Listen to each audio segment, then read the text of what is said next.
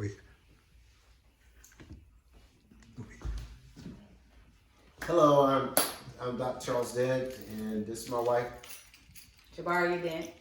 How you doing? And we're here to talk about parenting and what we have done with parenting so far. And so we have developed a curriculum to deal with parenting and address some things that we are working closely at helping parents basically navigate through raising healthy children. So you want to just...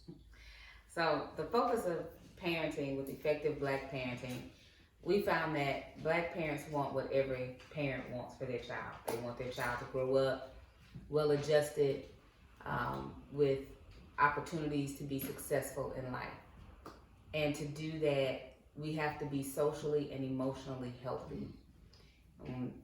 What I found is social emotional health and wellness is a fancy word nowadays for mental health. It's about being healthy mentally, being able to regulate emotions, to put words around our feelings, and to be able to navigate them and still make healthy life choices despite how we may feel in the moment.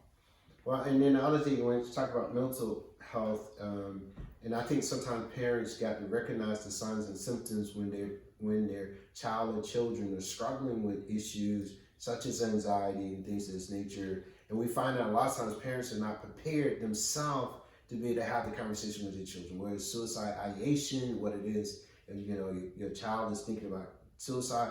We got to be able to train parents to be more equipped to be able to say, I can recognize the signs and symptoms of this.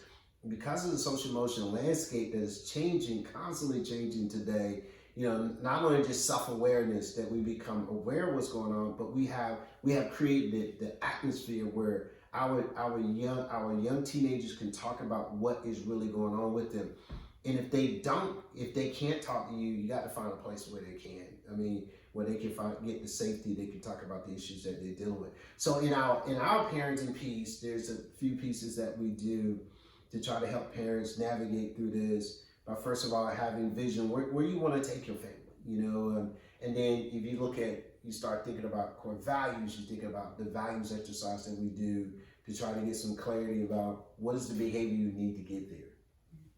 And then the last one is voice. Like, how do you communicate? How do you put words around your feelings around, as parents, do you voice what your expectations are for your children? Do you talk about the rules of your home? Do you have family meetings? What is the voice that you're putting around your values and your vision with your family? Do your children know what you expect?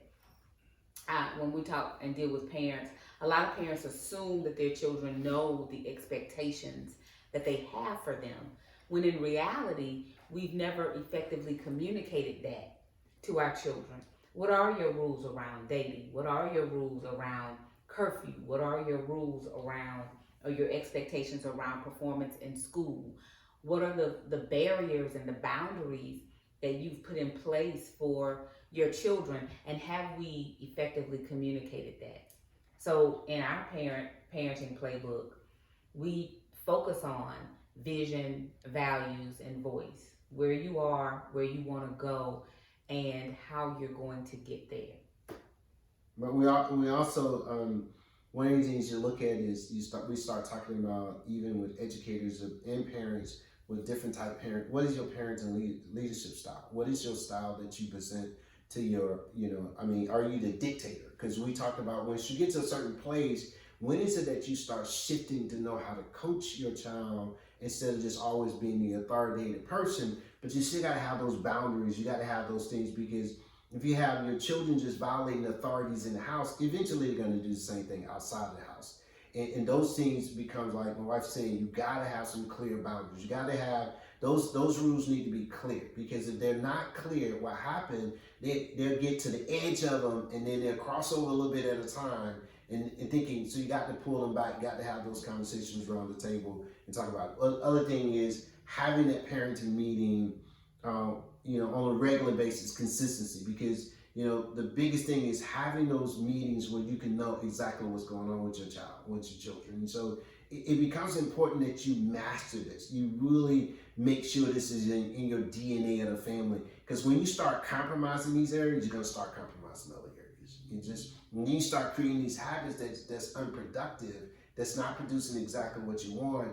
And we always talk about you have to model this. You have to know how to model it. If you don't model it, what's that old thing about it? They catch what they see. They don't.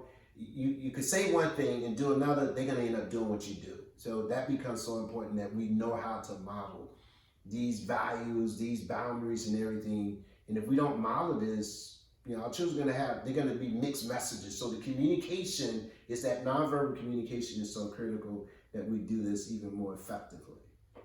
And when we talk about family meetings, as my husband was talking, I was thinking I teach business and entrepreneurship at my job. I teach it in education, and I often we compare business models to the family. And when you think about your leadership style as parents, in business, they basically broken it down to 3 types of leadership styles. There's the autocratic or the dictatorial, kind of what my husband was talking about, the dictator, top down, this is what I say, these are my rules, you do what I say, type style. Or are you a democratic leader? Does everybody have a voice at the table? Now, as a parent, your voice might be the final voice, but does everybody have a chance to participate in the process of creating the culture and the climate of the home? And then the last one is laissez-faire, which is, as few interruptions as possible. Let it be. Whatever you want to do, you do you, and I'm going to do me, and whatever you want to do goes. And a lot of times what happens is, as parents, we operate in this laissez-faire type of with this laissez-faire leadership style until things get out of hand, and then we want to go to dictatorial, and we've missed that opportunity, because like my husband said, at that point your children are 16, 17, 18 years old, and the time for setting the foundation and the framework is past. And so that's like building a house and waiting until the 4 walls are up to decide you want to pour the foundation. That doesn't work. Yeah, and it's amazing, and then I know everybody's doing what my wife said, but where I am, we do the team concept for leadership. So I'm involved with the clinical team, the community engagement team, and also the admin team. So it's team of teams concept now.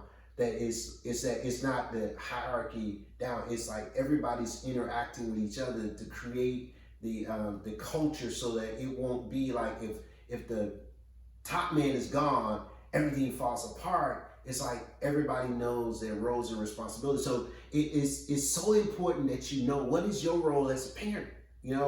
It's more than just paying bills, putting the roof on their head. There's more roles that parents sometimes, and if you don't know them, because I was listening to some young parents the other day, and they were talking about, I just didn't know this. I didn't know. I was 16 years old when I had my child. I didn't know how to be a parent. It was a hit and miss situation. So when I was listening to her, I'm going like, so you didn't have a model, even in your own family, to show how to do parenting. She didn't. And if you ask yourself the question, most of us model what we always seen. And then when we say, hey, let's make some changes. If you can't change something, I like Maya Angelou said, if you see it, you can change it, change it. If you can't change it, change your attitude. And a lot of times we have to learn, what is my attitude about parenting? And then I love this piece. My wife knows I love it. When you shift from trying to be a parent to be a coach and say, hey, where are you going? What we do with relationships now. I don't ask the guy, hey, do you love her? That should be a given. I ask the question is, where are you taking her? What's your vision for doing certain things in her life? Where she's going to be? And my wife took that and was like, it's amazing. As a parent, sometimes we don't even ask our sons or daughters, if you're in a relationship, where y'all going with this relationship? So, in conclusion, for us, effective parenting includes having a vision for your family. Where do you want your family to go? What do you want your family to look like? Where do you want your family to be a year from now, 3 years from now, 5 years from now? Where do you want them to be? What are the values that are going to get you there? Because we don't operate out of what should be. We operate out of our values. Our values dictate our actions, not the other way around. And then lastly, what voice are you giving to your vision and to your values? Do your children know what is important to you? And have they adopted those same boundaries, those same values in their lives? And I remember growing up in my home, my father used to say all the time, I know what I put in you. I'm just trusting God to bring it out of you. And I found myself saying that to our children. I know what we put in you. We're believing God that as the time comes, when the time comes, it's going to come out of you. So the question is, what seeds, what have you deposited into your children? What have they seen modeled before them? What could that look like in their lives? And how have you communicated that to them? So, well, I like to say one thing about what you just said, like, what do we plant in our children? I mean, from home to education, everything, what do we plant in them? And then what do we water in them? And then is there something that we need to uproot that's been planted in them? Because one of the key things that we're dealing with mental health in our community, our youth want a place where they feel like they belong. So they get connected with different things. Do they belong in your family? Do they feel like I belong here? And there's some things that my wife is doing with the Abby's girls here. We can't send them home. Can we send them home? They don't, it's like they feel like they belong here. And that's what you want to do. You want to make your home, you want to make everything feel like this is home for me. This is where I can exhale as a man, as a young man, as a young woman. I can exhale in my house. But if they can't exhale in home, they're gonna find that place where they feel like they belong, because we were created for relationship. We were created to feel like I belong here.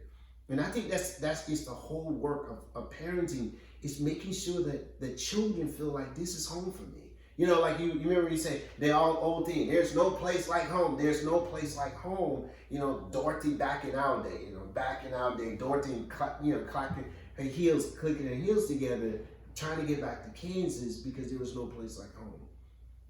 Is that home for them? With having a vision, having values, having a voice, do they feel like they're home? And I think that has to be so much of a driving piece for parents to say, I want my kid, I want my children, I want them to feel like this is home for them. That when they go off to college and they say, you try to keep them away, and they say, like, man, I just want to get home with my parents. I want to go home, because it feels like home. So that's my last piece. Awesome. Well, thank you so much for joining us.